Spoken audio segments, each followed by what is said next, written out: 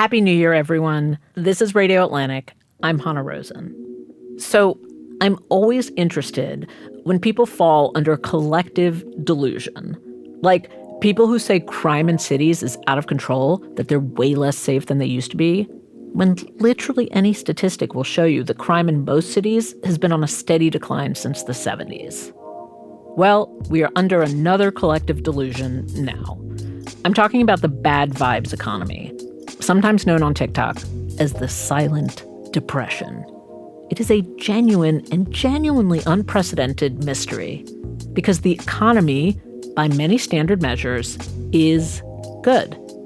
But according to poll after poll, including a poll done by The Atlantic, most Americans are feeling pessimistic about the economy. Is the economy good and we irrational beings are the problem? Or is the economy actually bad in some ways that we're not seeing and not measuring, and we should just trust our feelings? That's the mystery. And to help us understand it, we have Atlantic senior editor Gilad Edelman, who focuses on economics coverage. Hi, Gilad. Hello. Okay, Gilad. There is this persistent perception-reality gap in the economy now. Can you just lay it out?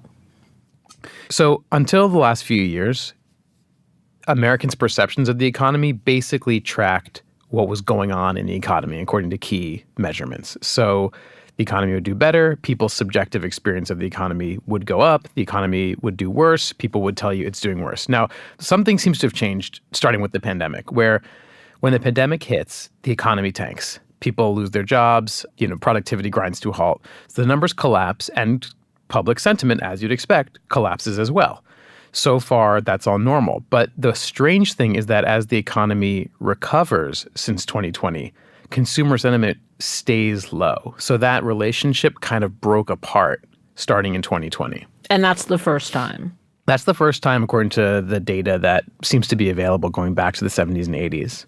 And what makes you and experts say the economy is good? What is a good economy? The reason that any economist will tell you that the economy is good is that the top line numbers that we usually look at to assess the economy have gotten really strong. Unemployment is really low. Labor force participation has increased, which means even people who maybe weren't looking for jobs now are working because the employment environment has gotten so good. GDP growth is up. And even that big scary thing, inflation, has been going down steadily. So inflation finally has come down to at or near the Fed's 2% target rate. So if you look at these numbers that are the typical benchmarks of the economy, any economist would be like, yeah, these are great. I think what's important about that is that these are things we would feel, we the American, in our day-to-day life. Like you would feel that you had a job whereas you didn't have a job. You would feel that your wages were up. I don't know that you would feel GDP, but a lot of these are things that, you would know day to day. Yeah, and the news is arguably even better than that because the people who have seen the biggest gains, especially income and wage gains, are people at the lower end of the income distribution, which reverses the trend of widening inequality that we've had for decades. So what you're saying is a wider swath of people across American classes in their day-to-day life are experiencing positive economic benefits. Yeah. So it's a lot of good news. It's a lot of good news. And yet it doesn't land as good news. And yet. Yeah. Okay. So that's the mystery. And we should say that, obviously, not everyone is thriving and much remains unequal and kind of bad, depending on who you're talking about. But that was always true. And what's really remarkable about the past few years is that there have been these strong gains for people who were used to seeing be left behind in the economy. I see. But why does it matter if Americans do or don't feel a certain way about something that is concretely good? Well, I think there's a philosophical answer to that and a political one. The philosophical one is, of course it matters if we're not, the economy isn't our telos as a species, right? Mm-hmm. The reason that we want the economy to be good is for human thriving on some level. So if humans don't feel like they're thriving, then something is not working. Yeah. And the more pragmatic reason that this matters is that it seems to have a pretty big bearing on what's going to happen in November. especially because Joe Biden's poll numbers and approval rating have been consistently low, and people seem to be blaming him for a quote-unquote bad economy. So the mismatch is definitely important if what you care about is electoral politics. Yeah. Okay. The political stuff is obvious. The philosophical stuff is more complicated. That's what you bring me in for. Yeah, no, for the complicated stuff. All right. So when people say they're unhappy, what specifically are they saying? Because now it's time to actually dig in. Most of the polls that were out there didn't really get that granular. So we commissioned our own. You commissioned a poll asking what?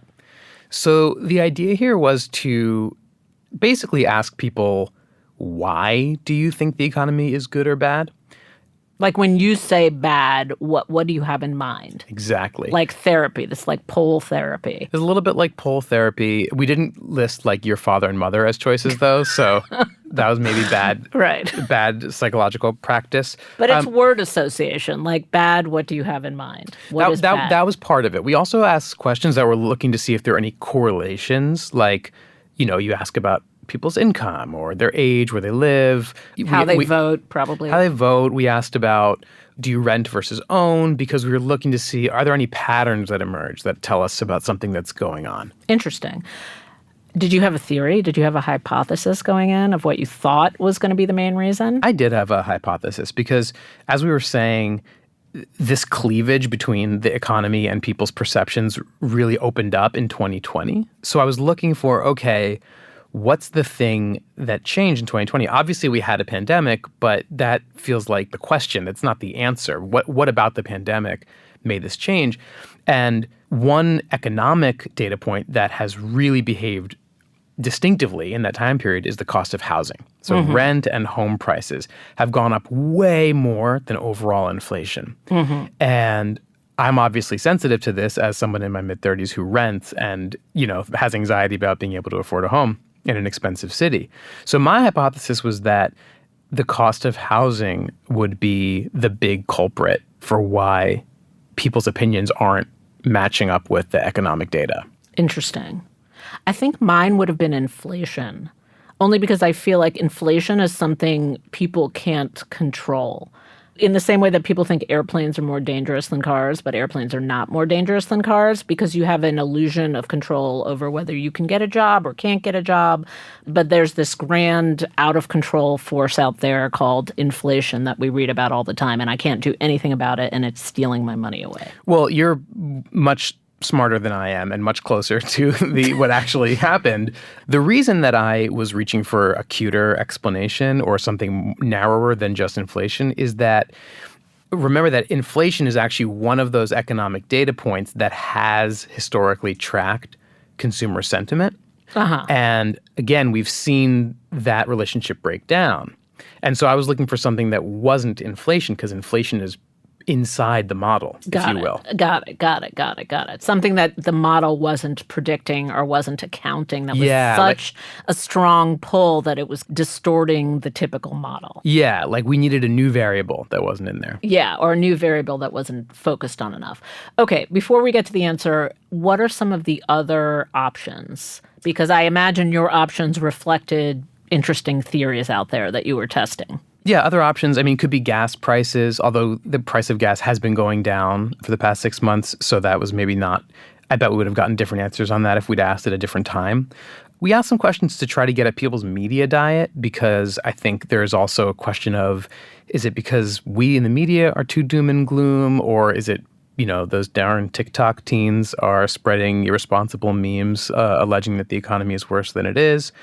Also, I was curious about interest rates, because interest rates are supposed to be the cure for inflation, but they also just make certain things more expensive. Because if you have to borrow money to buy a car, that car has become a lot more expensive. So the cure can be experienced as worse than the disease. Right. Before we get into all the details, I'm just assuming that your top line conclusion that Americans are more pessimistic than they should be, it was the same as everyone else's. We asked a couple different versions of the question, but so, for example, when we asked, would you say the U.S. economy is doing better, worse, or about the same as a year ago? Only 20% of people said better. 36% said same, and 44% said worse. And that is pretty striking because inflation has come way down over the past year. And as you hinted earlier, inflation is really top of mind for a lot of people.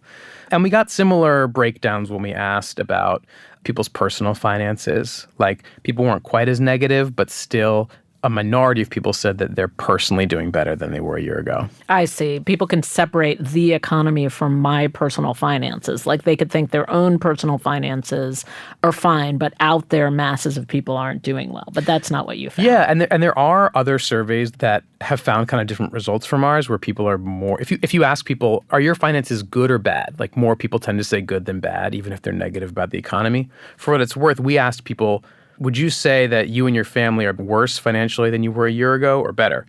And 19% said better, 49% said the same, and 32% said worse. So pretty much the same breakdown as asking about the economy. Right. So you only have, in both of these questions, a minority of people say they're doing better. Exactly. Even though it's probably a majority of people who are doing better. Yeah, and it's at least way more than 20%. Yeah. So were you right? What was the answer? Was it housing? No, I was wrong. I was wrong, and Hannah, Rosen, you were right. I was right? You were right. Put it in your diary. 2024 is off to a great start. The runaway thing was clearly inflation. What jumped out and what kind of surprised me was that it's specifically the price of groceries. Groceries? Specifically groceries? Yeah. Okay. It's like people said groceries, or you gave them the choice groceries? Yeah, we gave them the choice. So we did ask an open-ended question, and inflation and generally the cost of goods, including groceries, came up at the top of the list for the open-ended version, but not as clearly as when we gave people a list. And we said, based on the following list, what factor or data point is most important to you when deciding how the national economy is doing? And we asked something similar for your personal finances. And I was really struck by this. So 29% of people picked the price of groceries for your home. That's more than picked inflation. 23% of people picked the rate of inflation. And then among those people, when we asked them to pick a second choice, a lot of them picked groceries. Mm-hmm. So clearly the cost of stuff is the issue here, but groceries were by far the biggest subset of people chose when asked to get more specific. Interesting. Now, just to be generous towards you, a house is stuff. Why wouldn't a house fall under that category? Or even a car. Like a car is stuff. Like there are a whole bunch of things that are just wildly more expensive than they were. So why isn't that work the same way? Right. It's a great question. And to be clear, some people did pick housing and some people did pick major purchases such as cars, but it was like low single digit percentage of people. So there's a few differences here. So one thing that I did not think about clearly enough when I was hypothesizing that the issue would be housing costs is that most households in America own their home. Like 2/3 of American households own their home. And so when housing gets more expensive, those people are getting wealthier. Now, that doesn't mean they're all happy because a lot of people might want to move. Even if they own their home, they might want to buy a different home, and so they might be unhappy about costs. But a lot of people are actually experiencing an increase in their net worth. Right. So you were seeing it from your own perspective, which is a person who doesn't have a house and wants to have a house. And someone who just pays rent, Right. And it's just a good reminder that very few things in the economy are just good or bad. Right. It really depends on who you're talking about because, Right. Like the cost that you're paying for something is revenue for someone else. Mm-hmm. It's like every time the jobs numbers come out, you can find a story that says, great news, the jobs numbers are good. And bad news, the jobs numbers are good. We might have more inflation. Right. So everything has the good side and the bad side to it. And with housing, there's a case to be made that actually the good side outweighs the bad side for the American people. I'm not sure that is like objectively true, but it seems to kind of help explain what we're seeing in this survey. Okay. After a short break, we'll find out why groceries specifically have this power to distort our thinking.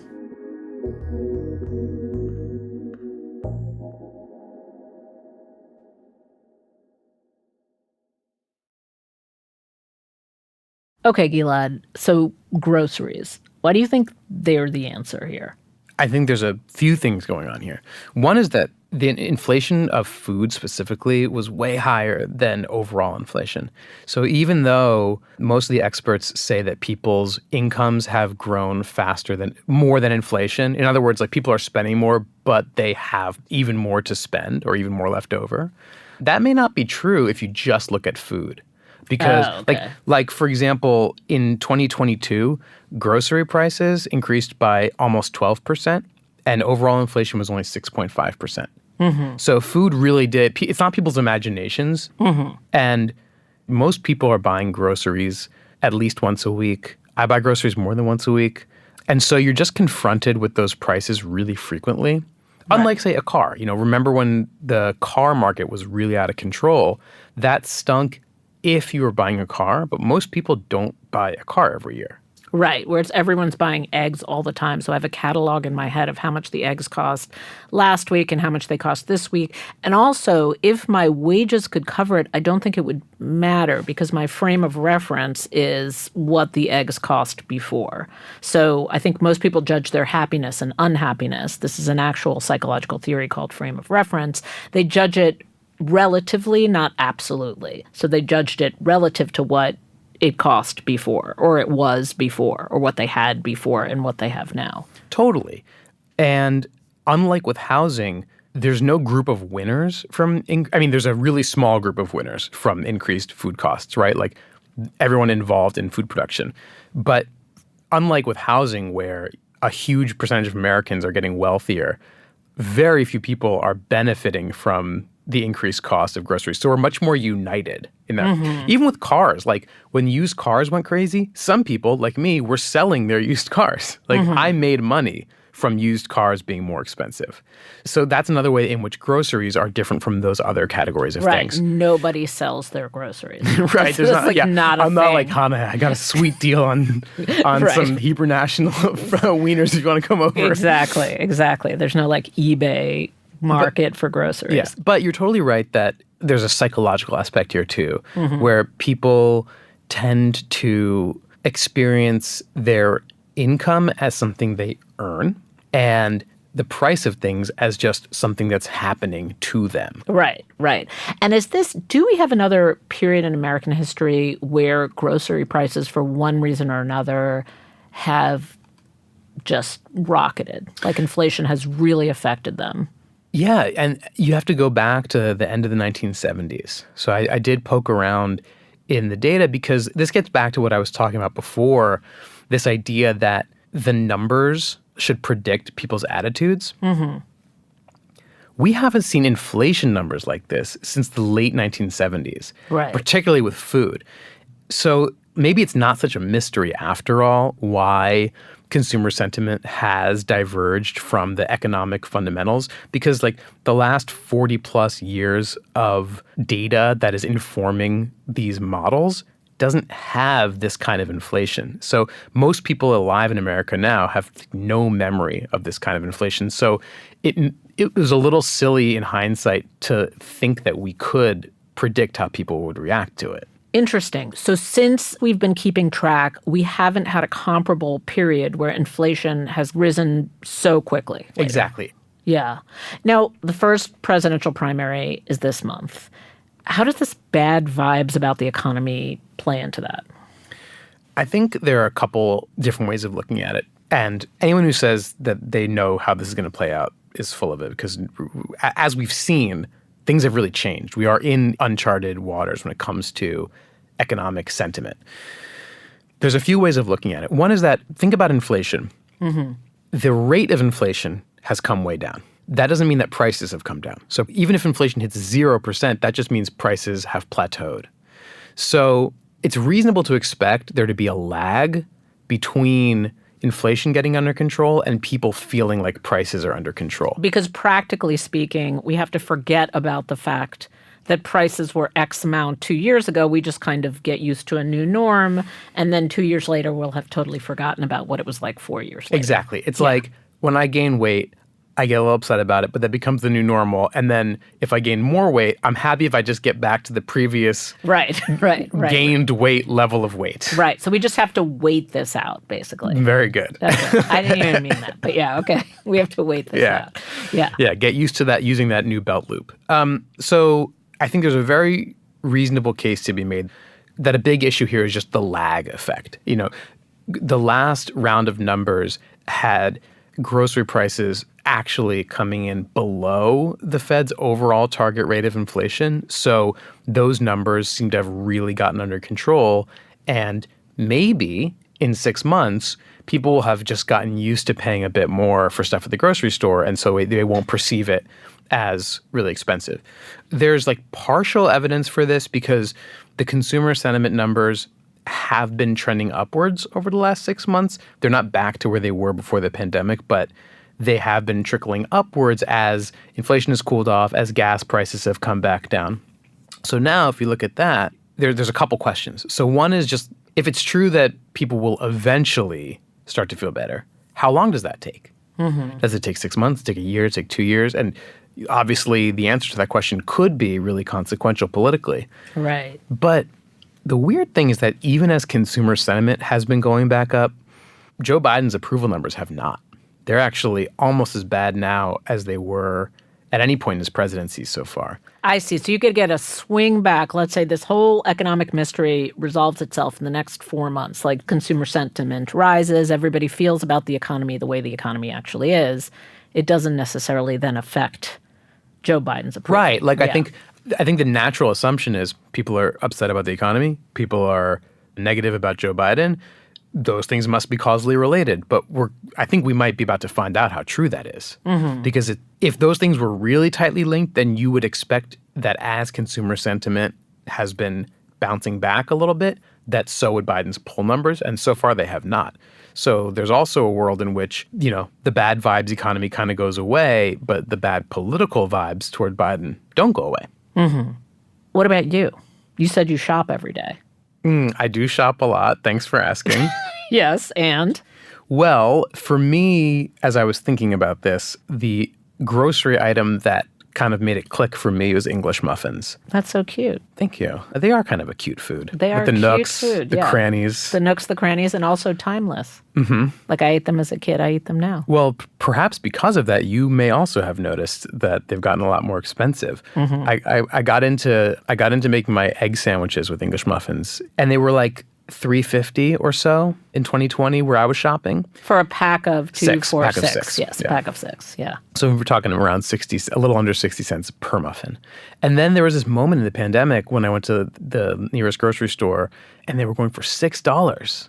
And I was like, wow. Geez, I'm not buying these. It just seems like too much. $1 a muffin. $1 a muffin. What am I, made out of money? Yeah, exactly. Yeah. I mean, it sounds insane, and I think this is helpful. I'm not behaving rationally here. To balk at paying the extra, few bucks per pack of English muffin per week, doesn't line up with how I treat money in many other contexts in life where the price increase is less salient. Mm-hmm. But for some reason, seeing a pack of English muffins, now 6 was an outlier, but when I was working on the story that I wrote about this poll, I did kind of canvass my main grocery stores here in DC, and English muffins were between $5.29 and $5.59, I think, per pack. And do you think the reason it struck you is the feeling of injustice or being taken advantage of, or just a feeling like all your money's bleeding away? Because I think everyone would agree that you're behaving irrationally, and everyone would completely empathize with that feeling and resist buying the English muffin at the same time. I think it is, in a weird way, a sense of injustice, or at least of something being wrong. I think we get used to certain prices for things, and they come to feel normal and, by extension, proper. And I think what happens when inflation spikes, especially for people like me who have literally no memory of this, is things suddenly seem wrong. Right. It's like you're on a rocket that's accelerating faster than the human body is designed to do. Prices have gone up faster than our psychology can really keep track of. And you don't want to jump into it. Your feeling is oh, I'm going to conserve something. I don't know what you're conserving, but you're going to conserve something. Right. Somehow if I don't spend that money. Yeah. Honestly, what it is I'm going to wait it out. Mm-hmm. And that is pretty irrational because in general, while inflation can come down, prices generally don't go down. So prices tend to stop increasing as fast, but prices don't tend to like reverse themselves. Having said that, there is a slightly happy ending to my personal tale. Okay. So I wrote this article a couple weeks ago at the end of December. And at one of my local grocery stores, a pack of English muffins was $5.59. And I went back this weekend and they were down to, I think, $4.49.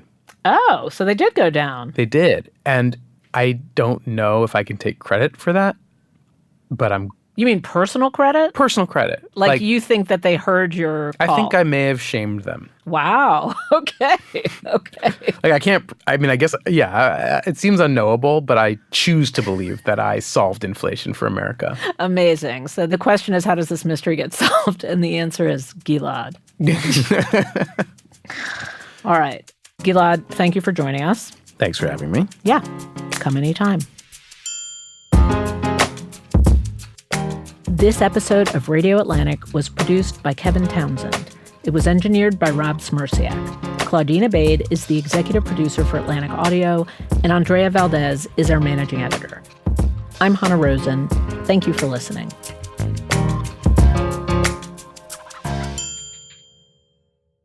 I hope you're still recording because this is gold, but I have a somewhat idiosyncratic approach to my egg and cheese sandwiches that is going to sound bad, but you should actually try it. So the key is that I microwave the egg.